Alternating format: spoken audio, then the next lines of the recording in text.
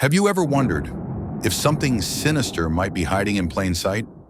In the schoolyard, behind the laughter, or lurking just beyond the walls of an empty classroom? There are moments when the line between reality and darkness blurs, just enough to let something else slip through. In tonight's video, you'll hear three stories, three nightmares told by students who once believed their lives were ordinary, until everything shattered.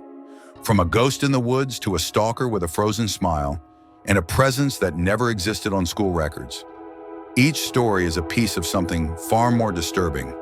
So turn off the lights, put on your headphones, and prepare yourself, because once you enter, there's no easy way back. Story 1. The Woman in Black of Edgewood. My name is Ryan Cole.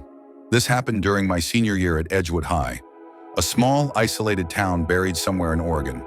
The kind of place where nothing ever happens, and Friday night football is practically a town-wide religion.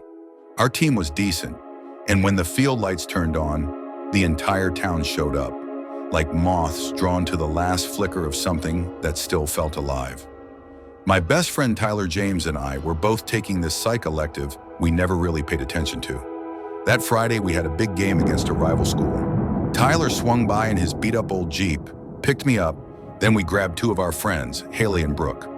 On the way to the stadium, we cracked open a few cans of Four Loko, poured them into water bottles, and toasted to what we thought would be just another wild night. We sat in the highest row of the bleachers. As the game dragged on, the sky darkened, and our team started losing badly.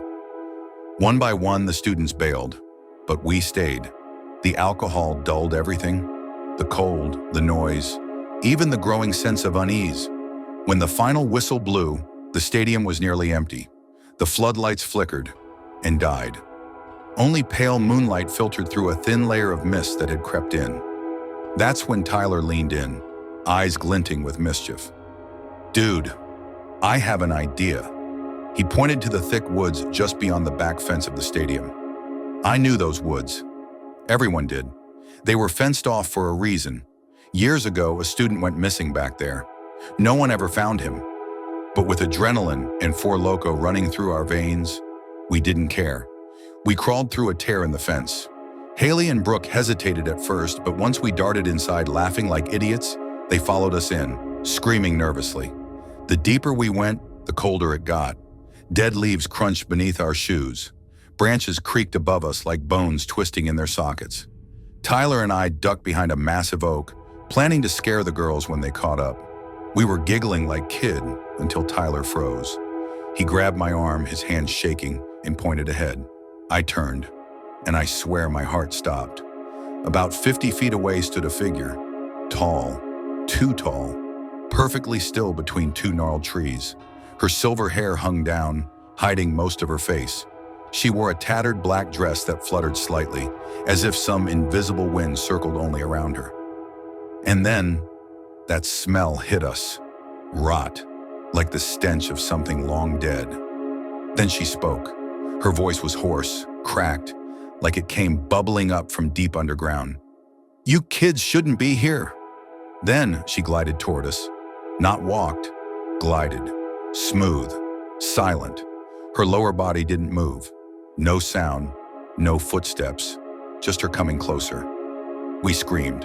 We turned and ran, crashing through the brush until we found Haley and Brooke. I yelled, "Run!" And all four of us bolted like hellhounds were on our heels. Once in the car, we slammed the doors, locked them, and stared back at the woods. No one came out, but I knew. She was still in there, watching us. A few months later, I took a summer custodial job at the school.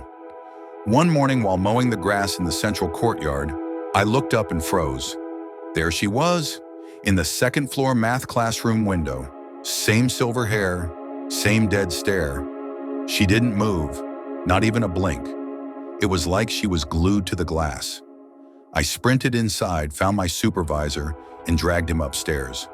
But every classroom was dark, locked, and completely empty. I tried to shake it off, until one evening, while cleaning the upper hallway, I had my headphones in, music on loud, just trying to drown out my nerves. And then I heard it.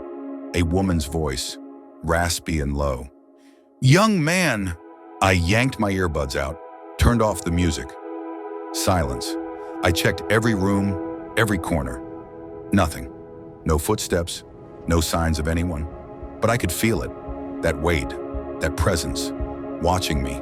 I ran, told my supervisor again. He laughed it off, told me to go home early, maybe sleep it off. But I knew then what I'd been trying to deny. The woman in the woods and the woman in the school were the same. She wasn't tied to the trees. She followed us.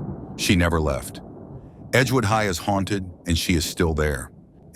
Story 2. Hey, new friend. The nightmare named Zachary. My name is Ethan Moore. This all started when I was a sophomore at a small high school on the outskirts of rural Pennsylvania.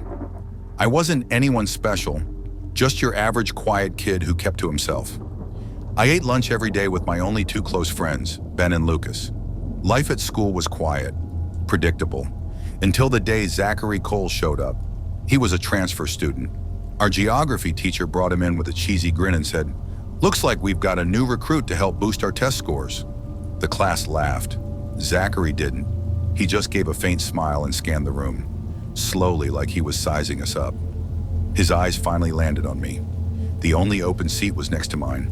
As he walked over, I swear I felt the air around him turn colder, and that day was already warm. He extended a hand and said, "Yo, I'm Zach. Mind if I sit here?" I nodded, gave a polite smile. He talked a lot, tried hard to sound friendly. But there was something off. The way he chuckled after his own crude jokes gave me goosebumps. His eyes never blinked. He stared at me like he was memorizing my face piece by piece.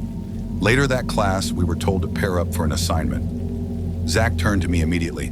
"Let's partner up, new best friend." I didn't have much of a choice. At the end of class, he made me save his number, saying he'd text about the project. Seconds after I hit save, I got his first message. "You look different. I like that." At lunch, I sat with Ben like usual. Lucas was out that day. Suddenly, Zach pulled up a chair right next to me without asking. He slapped my shoulder and laughed. "Guess I found my new best buddy, huh?" Then he started talking.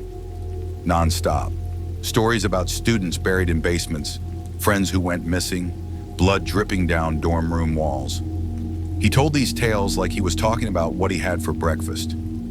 Ben and I sat in silence, not because we were scared, but because something about the way he spoke was deeply wrong. After school, I was walking home when my phone buzzed. A text from an unknown number. "Turn around." I did. Zachary was jogging up the sidewalk behind me, grinning like a maniac, face dripping with sweat. He said, "Saw you walking." Figured I'd tag along. That sinking feeling in my chest kicked in hard. I told him I was headed to a friend's house. Without missing a beat, he asked, "Cool. What are y'all doing? Can I come?" I made something up, said my friend's allergic to strangers. He didn't smile this time. Later that night, I was watching YouTube when another message came in. "Hey, why is there a cop car outside your house?" My heart dropped. I ran to the window, and there he was, standing in my front yard under the porch light, laughing like it was a joke. "Gotcha!" he yelled. "Just messing around," I snapped. "Are you out of your mind?" He just stared at me. No smile, no blinking, and then turned and walked off into the night. As soon as I shut the door, another message came in. "You're just like the others. Fake." That night I was home alone. Everyone else was out. I was getting ready for bed when I heard the back doorbell ring. Here's the thing. No one even knew we had a back doorbell. I crept downstairs. The backyard was dark. No one was there. But then, a soft scratching sound against the glass, followed by slow, dragging footsteps moving along the side of the house. Zachary called. I didn't answer. Then came the final message. "Come outside, Ethan." I replied, "I'm calling the police." His last text? "All right then, goodbye, for tonight." The next day, I went straight to the principal's office and told him everything. After digging into Zachary's file, they told me something that chilled me to the bone. Zachary's family had transferred him to over 7 schools in 2 years, and at every single one, there were reports of stalking, break-ins, kids who said they were being watched at night. A few days later, Zachary vanished. No goodbye, no trace. No one could get in contact with his family. It was like he was never really enrolled. But I know better. It's not over. Because every night when the house goes quiet, I still hear it. The dragging footsteps out on the porch, waiting. Story 3. Jacob's final story, The Ghost Without a Record. My name is Jacob Miller. I was 19 that year, repeating senior year after getting held back. I went back to finish at River Point High, a small rural school where middle and high schoolers shared the same building. Everyone knew everyone, so when a stranger appeared, it stood out like blood on snow. It was the first day back. I spotted him standing alone at the end of hallway D. His hair was greasy, clumped like it hadn't been washed in days. His eyes sunk deep into his skull like he hadn't slept in weeks. He introduced himself in a slow, emotionless voice. Landon Gray. I forced a polite smile and showed him around the school. But as we passed the boys' restroom, Landon suddenly turned and asked, "Where do you live? Is it near the cemetery to the north?" I froze. No one had ever asked me that, especially not within 10 minutes of meeting me. He also asked for my Snapchat. I gave it to him reluctantly, thinking maybe he was just lonely, or weird, or both. Later that day, during our final class, English, I walked in and saw Landon again, sitting in the back row.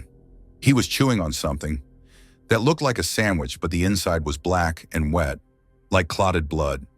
He looked up, crumbs sticking to his lips, and waved me over. I pretended not to see him. Less than 5 minutes later, he asked to go to the bathroom. Then I got a message on Snapchat. "Follow me." Logic said no, but curiosity won.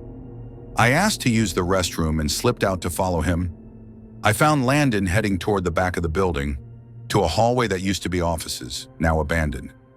He opened a rusted metal door that led to the basement and disappeared into the thick darkness below. I stood there frozen. The air was heavy, cold, like something breathing from below. No sound, no movement. I turned and ran back to class. My phone started buzzing nonstop. "Why didn't you come down?" Attached was a photo, Landon, sitting alone in the basement, on damp concrete, staring into the camera with lifeless, wide eyes, still holding that half-eaten sandwich. I blocked him. That night, I was home alone. Rain drizzled outside. The house was silent. My phone buzzed again. More Snapchat friend requests. "Why did you block me?"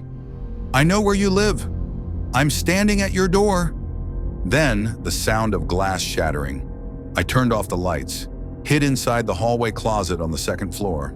Minutes passed like hours, then footsteps, slow, dragging, coming up the stairs. A shadow stopped in front of the closet. I peeked through the crack.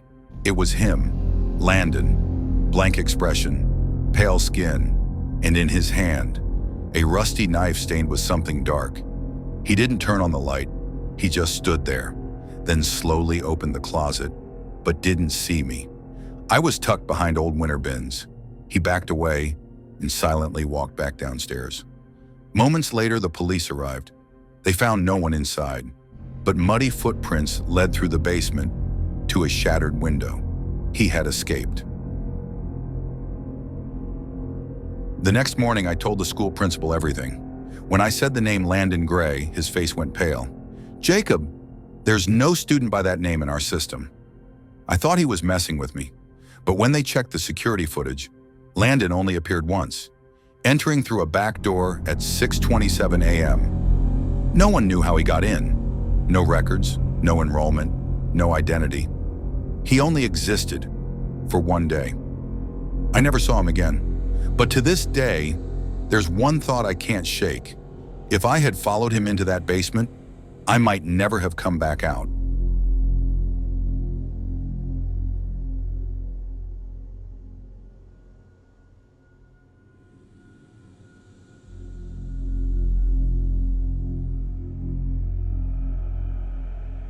Three stories, 3 lingering nightmares.